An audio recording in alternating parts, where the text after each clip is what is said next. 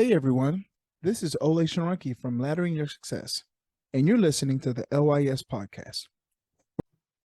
Hello, good afternoon, and welcome one and all to EduSteps, the online mentoring podcast powered by Laddering Your Success.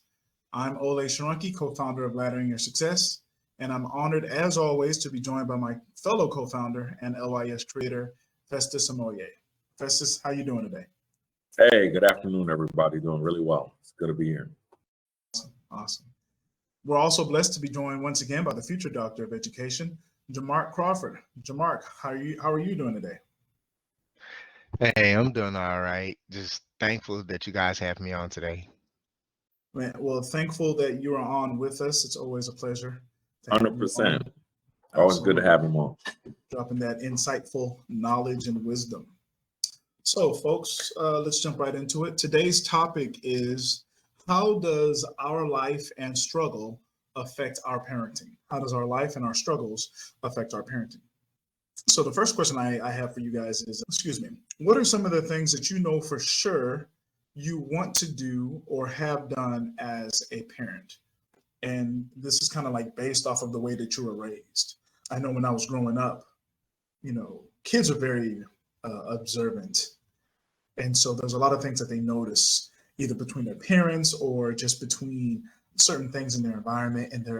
And when they get to a certain age, I'm hoping this is most kids. They say, man, when I become a parent, if I ever become a parent, I'm gonna do it this way, or I'm gonna do it this way. Did y'all have any of those things that you kind of noticed, observed, that you said you wanted to do for your children, or you want to do when you have kids? Yes, definitely. I think we can let Festus go last since he's the one that actually got kids. Yeah. But definitely for me, I saw how my father was not present in my life when my parents were together. He worked so much. He made a lot of money though. He worked so much. And then of course, when they separated, we're no longer in their household. So I saw him even less. And so talking to him now as an adult, I do understand why he works so much. His main goal is to be able to provide for himself and his family, whoever that family is at that time that, relationships change or whatever. So I understand he makes good money. So for me, it's like, well, you make six figures, so why do you continue to work so much? And he just had goals and aspirations that I do understand as an adult. So my takeaway from that is, yes, I do want to put myself financially where I can support my family, but I also want to make as equal effort, or if not more, to physically be present with my family, because as a kid, I longed for that father figure Mhm. that I did not have due to the lack of his presence. So that's one for me, to be For sure. present as a father. Yeah. I think some of the things I think about when I think about my parents and their style, since I was a boy, I tend to look a lot at my dad. And so one of the most important things I've learned in my journey in life is my relationship with God. And, with my parents being Nigerian, there's a certain way that a lot of Nigerians talk and interact with each other. I really wasn't too keen. I kind of noticed from an early age that I really didn't like how my dad talked to my mom sometimes. And so that's one of those things that I would definitely look at. It's like just the way I communicate with my partner, especially, my wife, just because women kind of take things a little bit differently. You'll always hear people talking about, it's not what you say, it's how you say it. And that's one of the things I really look into. Also, I had a very unique, if you're a friend of mine, if you know me, I have a pretty unique way of like just seeing the world and talking and doing things.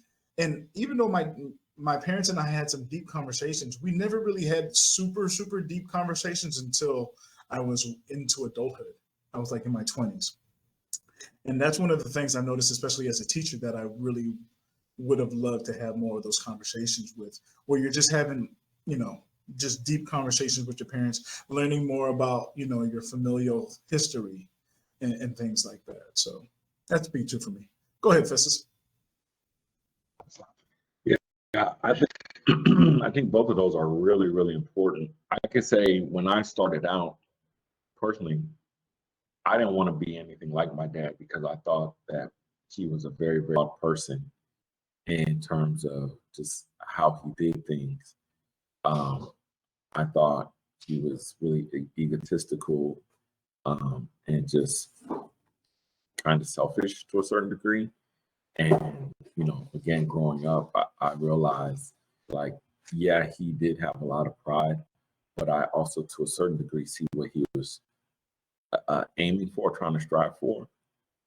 But I also realized the detriment that it did for me to not want to be like my dad, because what that ended up doing was made me focus on all the negative aspects of who he was instead of focusing on all of it, because each of us have positive and negative to us, and sometimes we can be more in the positive and sometimes we can be more in the negative. And it also depends on what does that mean to you. Like, literally, having kids coming in the house, someone's asking me a question, which was kind of an empty question.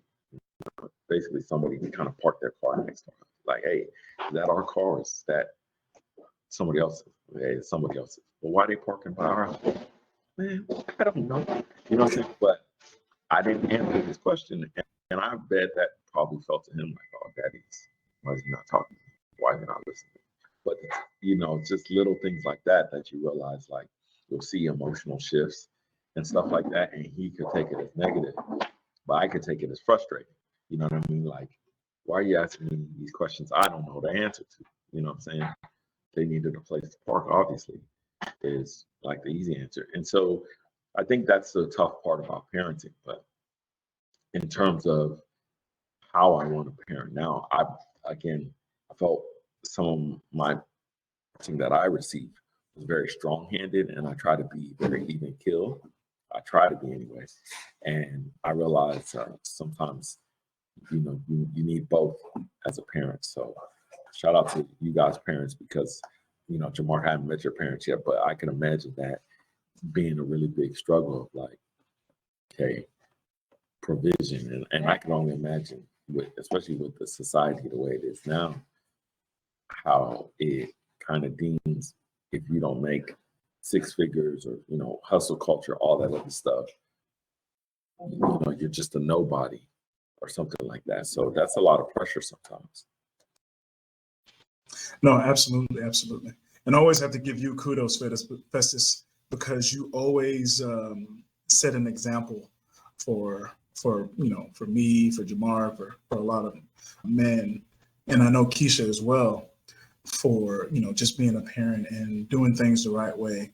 I think one of the big things I learned is just like from you and a lot of others is just like the honesty in what you're doing. There's just a certain level of like, hey, I'm busy, or hey, I'm confused right now. Just like I'm trying the best I can. And I think in the end, I think that's the one thing that kids will always see is like, if you're showing that like I'm doing the best that I can, I think even when we look back on our parents, we can say that they did the best that they could within their circumstances, their set of circumstances, or what they were dealing with. And that's the thing we always have to remember. So 100%. Yeah, absolutely. Yeah. So I want to talk real quickly about Festus, the event that we did yesterday. We did the A-Leaf Family U Conference at the A-Leaf Center for Talent Development. As Borat would say, great success. I think we had a really good time there. You want to tell them a little bit about what we did there?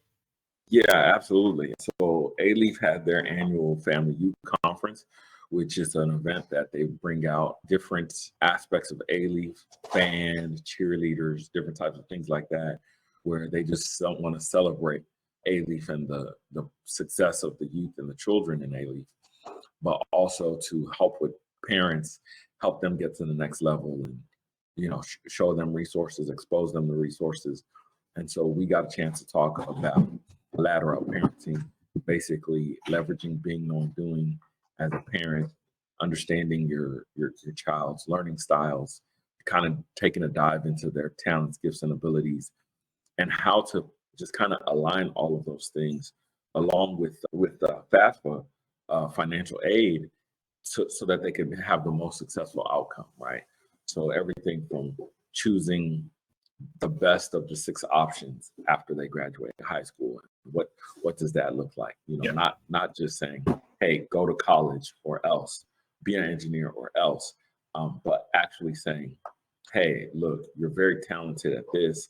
I know you desire to be this, but and it was really interesting from talking to the young woman at the end, talking about her son and basically just how she always encouraged her son to do whatever makes him happy. And she wasn't really thinking about, is he going to be able to take care of his family in the future? So, you think about that in 5th, 6th, 7th grade is, oh yeah, I just want to play Legos and I just want to do this. I want to do this. And a lot of times the child could be doing things that don't really align to maturity and adulthood. And a parent, because they desire for their kid to be happy, they're, oh, go ahead and do it. Go ahead and do it. And it's like, well, at some point when he's interested in, men or women or whatever he's interested in, and he's saying, hey, look, I want to be with somebody else. And that person's like, hey, look, I want to go out on a date. He's like, look, I just can't get it. Hey, LYS fam, it's Olay once again. These days, many families are busy, but want personalized attention. We at Laddering Your Success understand this dilemma and have created a unique approach to help guide you and your child with personal development tools to build a life of purpose. This intimate approach is helpful for those parents that feel the need to have a focused heart-to-heart conversation deciding on the next steps after high school. We provide individual post-secondary planning, virtual customized college and career counseling, and scholarship guidance and planning. Our one-on-one sessions are tailored to each individual student to maximize their potential in the post-secondary realm. With our guidance, your child will be able to make their dreams a reality. Don't wait. Simply go to lys.com/parents to get your copy today. Now let's get back to business on this podcast. So I think these things are very interesting when you had those conversations and dialogues with parents, really, really interesting stuff. When you were talking, you reminded me of that Kanye lyric. I can't remember. It had to have been one of the first 2 albums, but he was like, "My mama told me go to college, get my degree, but still stood by my side when I couldn't agree," or something like that. It was I can't remember. You remember that? She told me to go. It is probably college dropout. Yeah, probably college. Yeah, right. Yeah.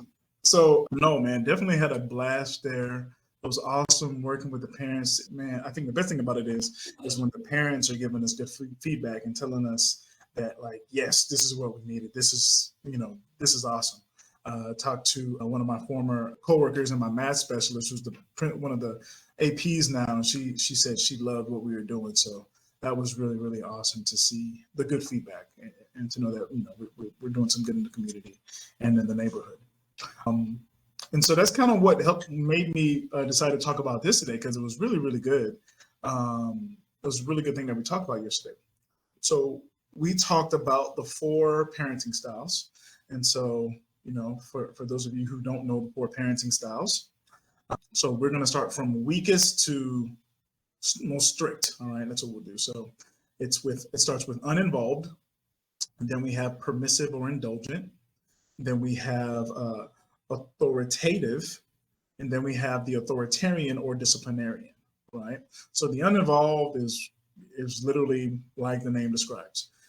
This is the parent type that is not involved, doesn't really give much input, advice, boundary setting, if any, right?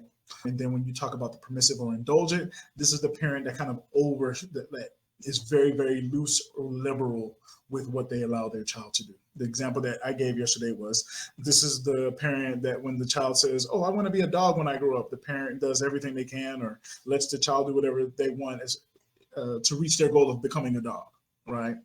Clearly not the thing to do. And then, of course, you have the authoritative. The authoritative parent is the parent that is, I guess the best way to describe this is the most real with it. The parent that opens the discourse for dialogue, right? Says, hey, let's have a conversation about this. Let's like Jim from the office would say, let's make a pros and cons list about these things. I want to do what's best for you. They really try to understand their child and work with their child. And of course, you have the disciplinarian or the authoritarian parent. This is the parent that creates the boundary for the student, creates or sets the standard for the student. You are going to become this. You are going to go to this school. You are going to achieve these things, right? And I think the main thing to understand with that type of parenting is that can lead to some backlash in the future from those students when they become adults. Believe it or not, one of the first things we're going to talk about is some children who grow up with disciplinarian or authoritarian parents may grow up to be uninvolved or permissive or indulgent parents as a way to say, up yours to the parents with that particular style, because it's their way of lashing out against the way that they were raised. Okay, so let's talk about the first one, uninvolved parents. And what I'm going to do is I'm just going to just talk about what types of things can happen to parents for them to become uninvolved. All right, so for a parent to become uninvolved, some of the things you got to think about: mental health issues.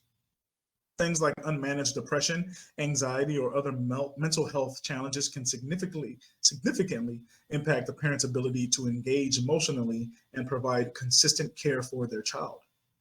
Substance abuse, addiction to drugs or alcohol can lead to neglect and impaired judgment, impacting a parent's ability to prioritize their child's well-being. Chronic health conditions.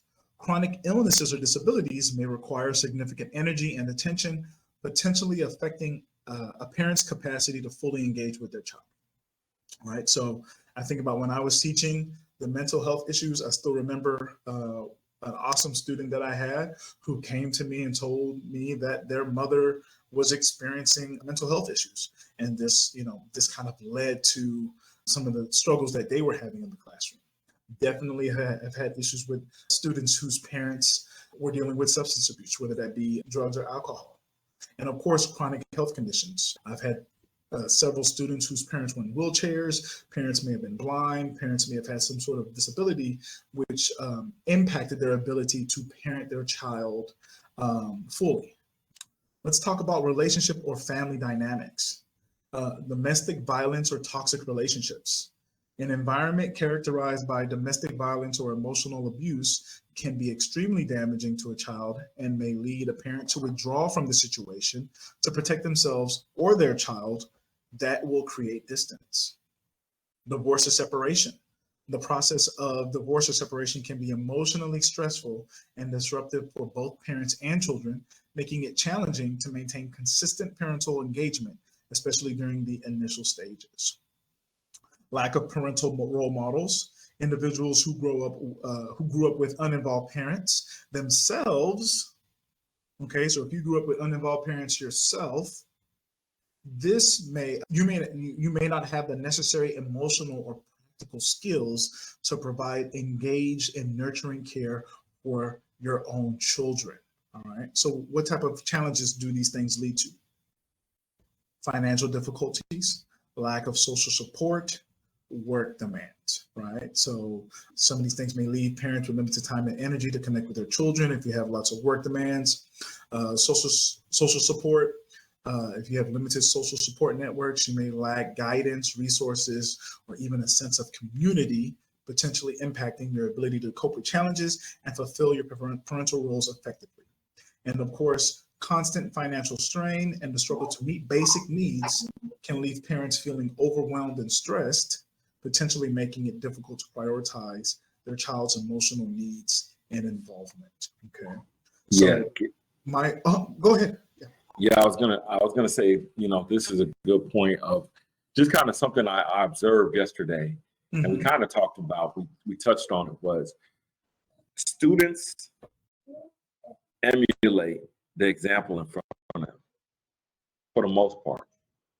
So parents, it's very, very key and important for your kid to see you striving in life, right? The example that you set, the standards that you set are typically what your kid's going to follow. Kids, you could tell your kid to do but usually they're going to do what they see. And so if you're falling into any of the categories that Olay kind of laid out, and you're listening to this, substance abuse or health issues, seek help, seek help, seek help, seek help. Because even if you might not be in the best situation, your child seeing you seek after help and not abusing the help, but actually seeking help can put them in a mindset, in a place of saying, hey, we could overcome this, right?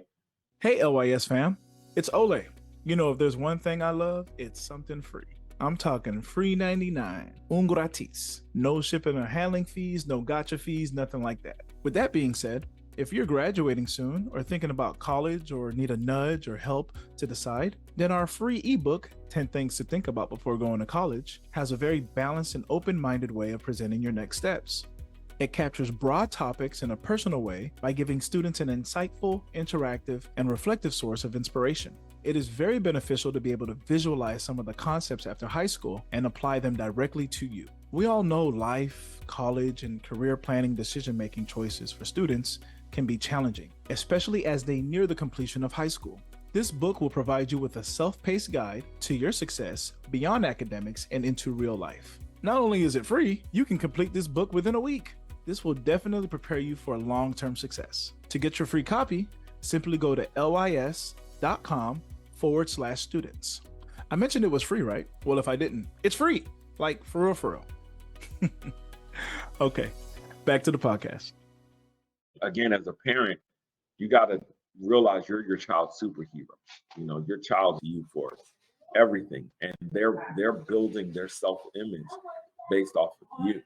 And sometimes to some people, that's just a lot of pressure, And so I would just say seek help, even if it's financial difficulty and you're saying, hey, look, I'm struggling. Well, again, some of the principles we talk about are very useful to parents as well in terms of going back to school and things like that. And maybe that's an episode we need to do. But just seek help, because whatever you go after, the standard you set is more than likely. Absolutely. Crawford, have you seen some of these things with your students? What are some of the things you've noticed? I think you have the most experience as a teacher, so I'm sure you've seen a lot of these things. How have you seen it affect? I'm trying to find my wording. I've seen how the parenting does affect the child. So with the uninvolved parents, the effect that I see with the children is, it's like, why even put forth the effort within the school? And just their demeanor and the way they handle interactions with others, it's why even try? Why even bother? And it's difficult because I see these things, and this is where it's like I kind of can't dive into their realm, because it's like I can't talk to them about the personal things or what's going on. It's like I can surface level, just to try to know how to best serve them and meet their needs within the classroom. But I do see how I have I have a student who both of her parents were, this is a student from last year, both of her parents were locked up. And so she's being cared for by her aunt, and her aunt works all the time, all the time, all the time. And so the way that this particular child gets attention is, anybody looks at her wrong, she's ready to fight. Anybody says something to her, and you had to run in with this particular student, Olay.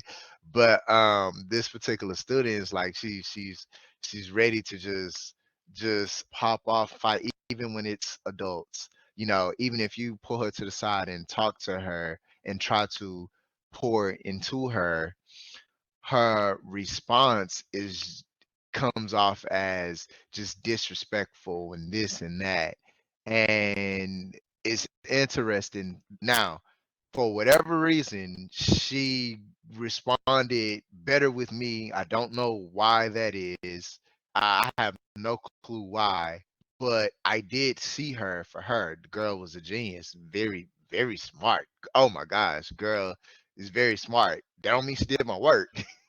But I knew she was one of those who didn't do my work because you're not gonna make her do anything she doesn't want to do, right? But she's very intelligent. Passed every like didn't do my work, but passed the star, flying colors. And so it's interesting this year, I can tell she wants that attention because I'm no longer that authoritative person over her anymore. And she goes out of her way to speak to me. I'm like, weird, right? Because I was doing my best to keep her in line, keep her monitoring her attitude and her responses. I was that person giving her that consistency, even though she didn't welcome it all the time. But now she goes out her way to like speak to me all the time. And so that's kind of like some of the things that I see when students are dealing with different type of students whose parenting is very disciplinarian. Those are the kids that are scared in class. Oh, they don't say a word, they don't do nothing. I make one fall call hard. And that don't mean that's all kids. Some kids still bad and their parents are very disciplinarian. So I see so many different kind of Definitely. I think earlier on, what you and Festus were hinting on, and something that we notice a lot, is that defeatist mentality, where because of your immediate environment and your outside environment, you start to create this this idea of the world where there's basically no way out. You're stuck. And when you're stuck, the way you perceive your world and the perceived success, so many things is skewed. You have a skewed idea of the world. I think about when we were in high school, and this is going to sound weird. For those of you who live in Houston, the coolest street to me was Westheimer, because Westheimer was so long and Westheimer had so many unique businesses and places. And then they used to do the street racing on Westheimer too back then. So exactly. So there was just so many. It was like Step Brothers. There's so much room for activities. You know what I mean? There was so much. There was so much going on there, and it was just awesome place. You know, just the idea of it. And I think about that, and then I think about kids who grow up near the River Oaks, right, or who grew up in the villages, or who grew up in the suburbs, and their idea of the world and the things that they've been exposed to. And the one thing I want to really elaborate here is this is not a, why do they get to have all that access to that, get all this access to this? That's not what that is. It's just the understanding of how you perceive your world and how different variables affect and how you view the world and how you observe the world. And so even though, you know, we were all around people who kind of exposed us to certain things, you know, I remember when I was about 23, 24, you know, the cool thing was to go clubbing in downtown Houston.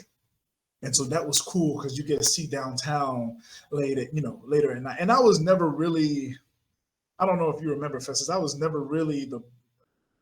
very shy. So I never really went out. I would just stand on the side and, you know, just look around, you know, I wasn't really, you know, but I really got a chance to just enjoy just being out there, exposing yourself to new things, new environments. So that goes a very, very long way. And just to see how those things flow down and, you know, you talk about hierarchy of need, and I always forget the other one. What's the other major pyramid? There's Maslow's and there's another one. You talking about the Bloom's taxonomy? Bloom's theory, yes. So, you know, just at the basic set of needs that most of our young people are getting, and it really goes back to what Festus said: seek help, seek that help when you can. We are honored again to be joined by that guy. Fresh, you know what? Pound for pound, you're the oldest one, but your hairline is the closest to your eyebrow. So shout out to you on that. Man. Shots fired. Crawford may have you beat. Yeah, Crawford may but have you beat. I apologize, but it's looking good. Trust me, it's looking good. Hope you're doing all right there, buddy. I'm good, man. Appreciate it, man. Good having you, man. Great seeing you today at church.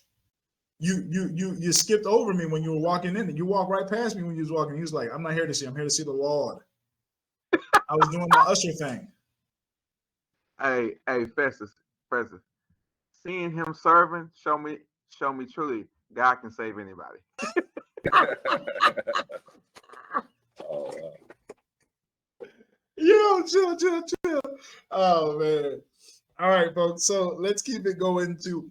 So we just talked about the types of things that can happen to a parent for them to become uninvolved. I want to talk a little bit now about what are the types of things that can happen to a parent for them to become permissive. Okay. Hey, LYS fam, it's Olay.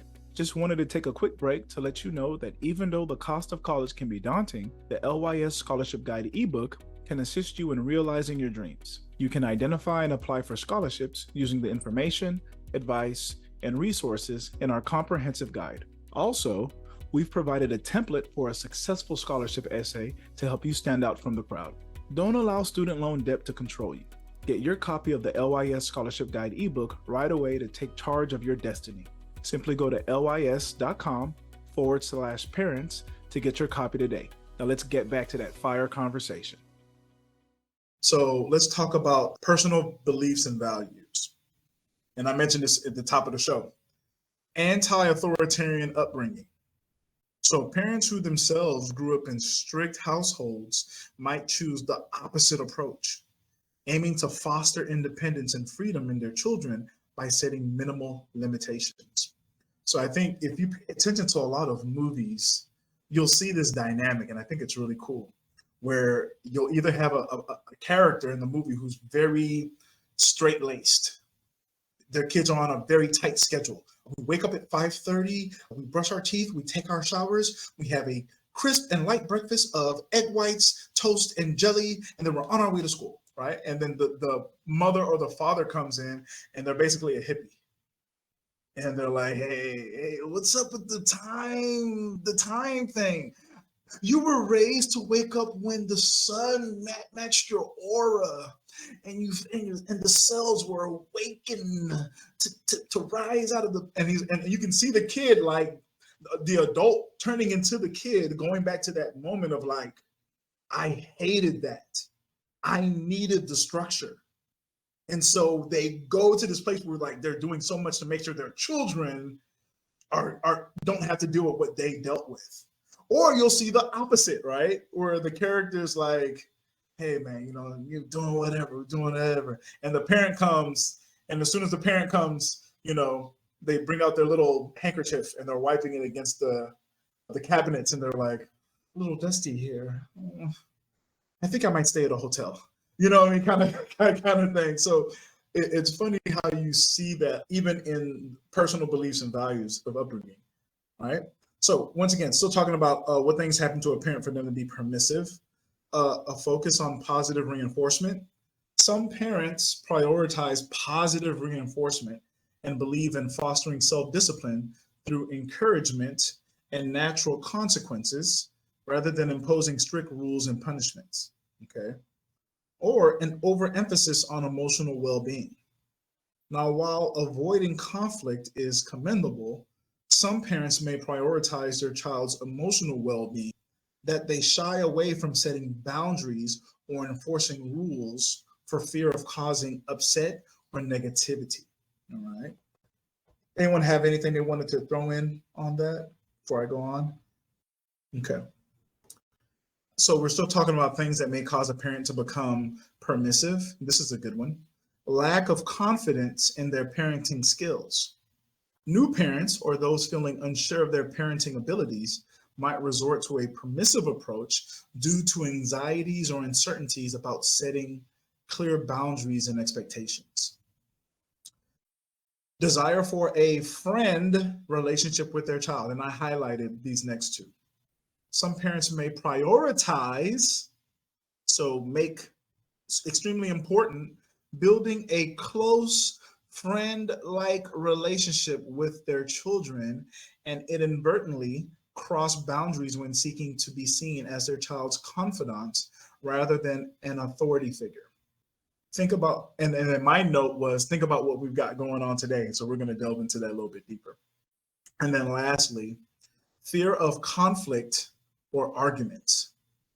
Parents who dislike confrontation or avoid conflict at all costs might choose to be more permissive to maintain a peaceful environment, even if it means sacrificing discipline and clear boundaries. And my note for that one was, as a teacher, I learned that kids can smell the fear. And I think the same thing goes for parents.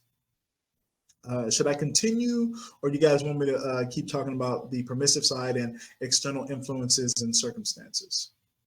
No, go ahead. Okay, cool. So we're going to talk about external influences and circumstances. All right, and this is so good. I should have highlighted it. Societal pressure to be a cool parent. And that's cool spelled Kewl. Just kidding.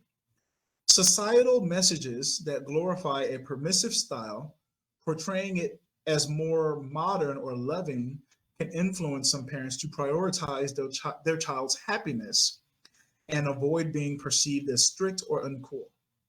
Okay, so that's societal message. That's society telling you, society glorifying being the cool parent, permissive style, right? Influence of friends and family. Observing other parents with a permissive approach, especially within their social circle, might lead some individuals to adopt a similar style due to social pressures or the belief that it's the norm.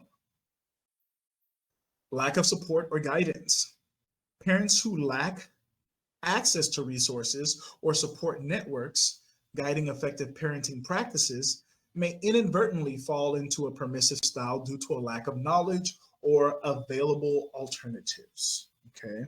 So I guess my question to everyone is, do you agree with these?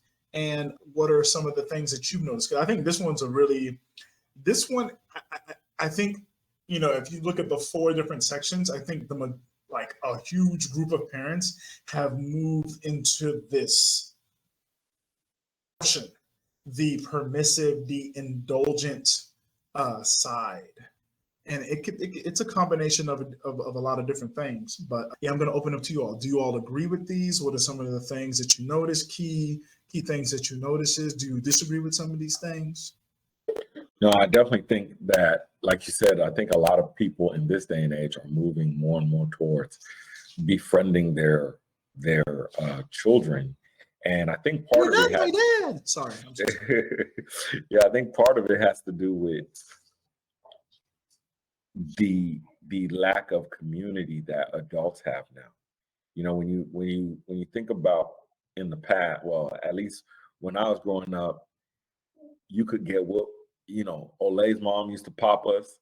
Miss Aldesia used to pop. So we're getting popped by 8 people. And then the thing is, not only when they pop us, it's when your dad comes or when your mom comes, then you get in trouble again. Double up. And there was a sense of community in which everybody's looking out for the best interests of the children together, communally, and people just had to look out for each other. And I think when you look at it now, you kind of look up and you say, okay, well, it's every man for themselves, every woman for themselves. And so what ends up happening is adults don't have good relationships.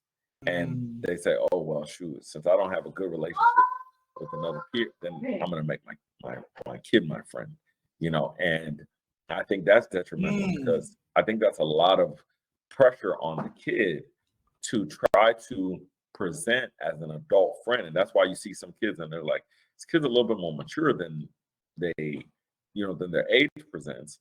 But at the same time, you still see the immaturity in the kid, because I think what ends up happening is the parent starts becoming more and more immature.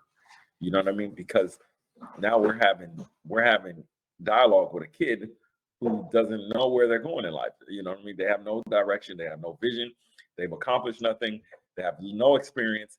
And because it's like, okay, well, we're just gonna, our thing is hanging out together and we like to hang out. And it's like, are you sure? Adults should have adult time, so that's one of the things that I just see in that relationship and situation.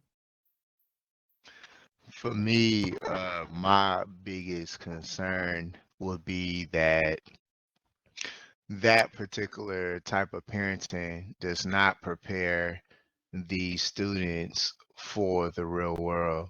What I mean by that is the consequences of their actions and decisions in the real world.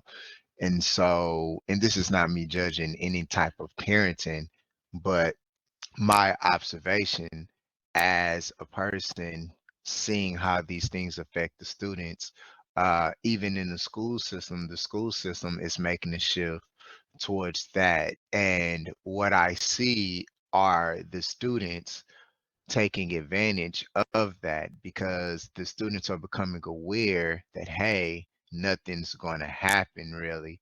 And so it's not setting them up for the real world. And I saw this excerpt on this guy, I cannot remember his name. This man is real known for speaking about parenting and relationships and the psyche behind it.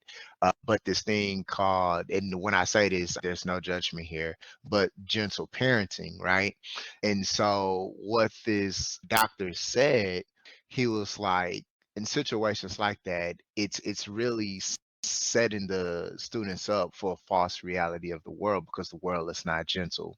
The world is not going to care about your feelings because that is not how the real world works. No one's going to offer you a job because we feel bad for this person. We interviewed them. We feel bad for wasting their time. So we're going to offer the job. No, if they don't want you, they're going to say, hey, you didn't get the job.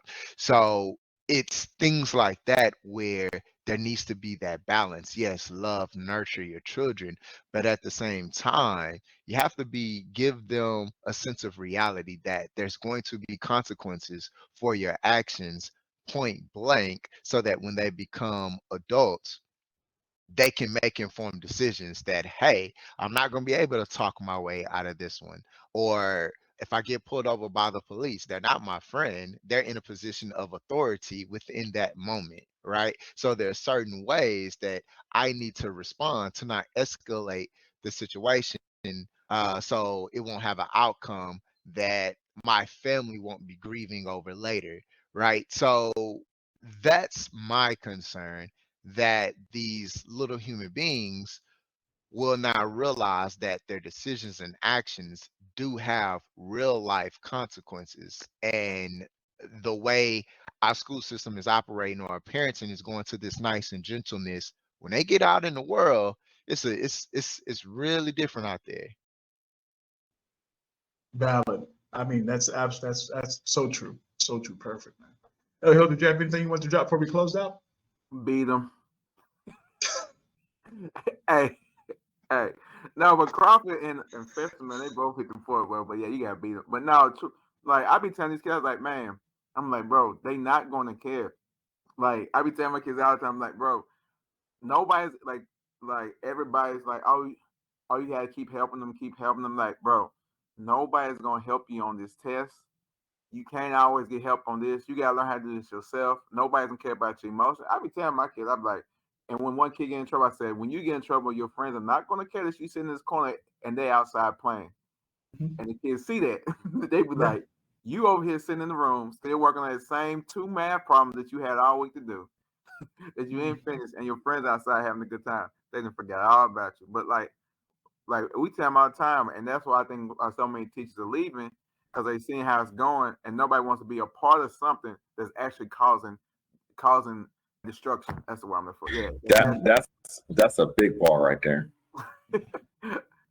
Absolutely. Absolutely. I think this is really, really, really, really, really good. We're going to keep talking about this. We're going to keep this going on for next week. We're going to finish up talking about permissive parents, and then we're going to go into authoritative and authoritarian parents for next week.